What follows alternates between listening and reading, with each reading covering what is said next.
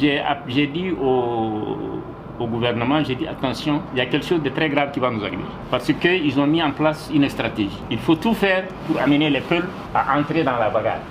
Dans une communauté qui n'est pas Peul, on cible une personne très populaire et on l'assassine.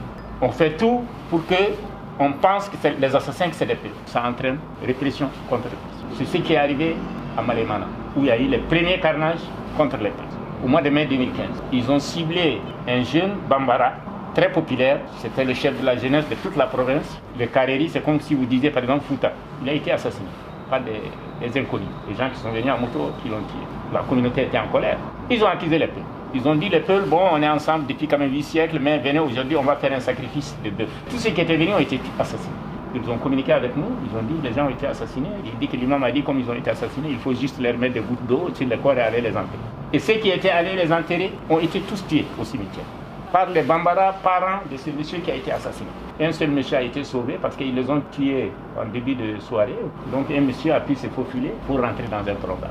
Moi, le lendemain, j'ai quitté, j'ai été sur place. C'était terrible, des petits bergers qu'on trouve autour des points d'eau. On les tue et on les brûle. C'était au mois de mai, c'était le mois très chaud.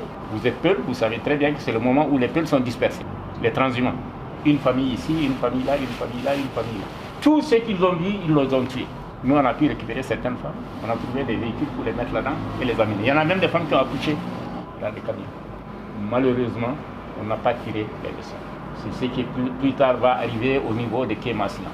Là aussi, ils ciblent un boutiquier, Bambara, qui a une certaine notoriété, furie sur les villages Peuls. Tous les hameaux Peuls ont été brûlés. Il y a des femmes qui ont été brûlées dans la paillon, y compris des femmes enceintes. Ceux qui ont pu fuir ont fui. Les greniers ont été brûlés, les animaux ont été exterminés.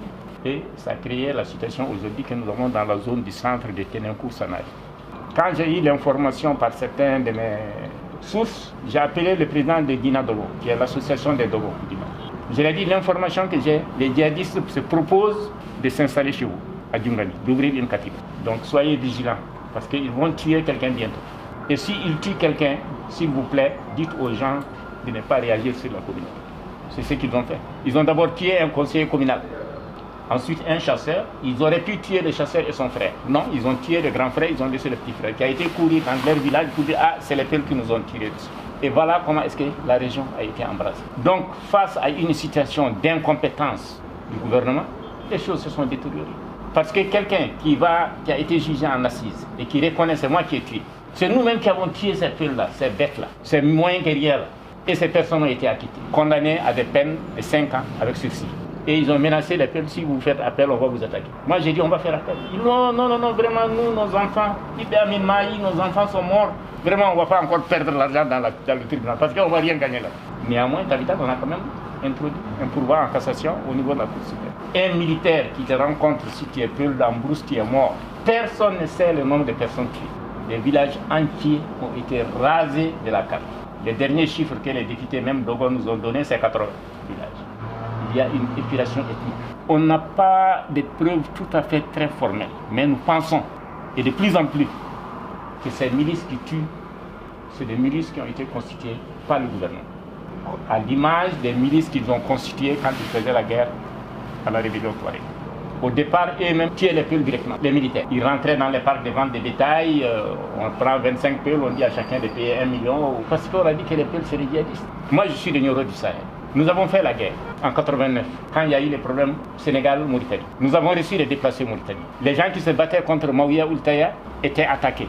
En représailles, les Peuls attaquaient les Mauritaniens. À la frontière, ils attaquaient, ils venaient attaquer. Plus tard, nous on nous a attaqués. On dit bon, parce qu'ils venaient, ils attaquaient, ils reconstituaient leurs troupeaux. Et vous savez très bien que quand il y a des conflits, il y a les bandits. Les bandits, c'est des charognards.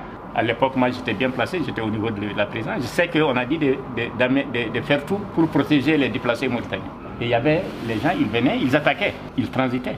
Et la zone du repli, c'était dans les Guidimara maliens. Quand ils attaquaient, ils revenaient. Donc les Mauritaniens aussi venaient attaquer. Plus tard, les bandits se sont installés.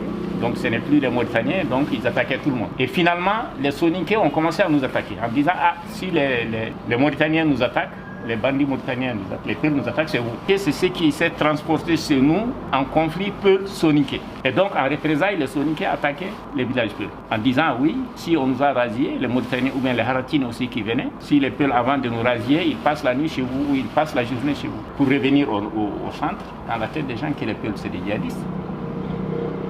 Et que si les djihadistes ils viennent vous attaquer, c'est parce qu'ils sont avec les Peuls, c'est les Peuls leurs logeurs. Donc voilà comment est-ce que ça s'est déplacé.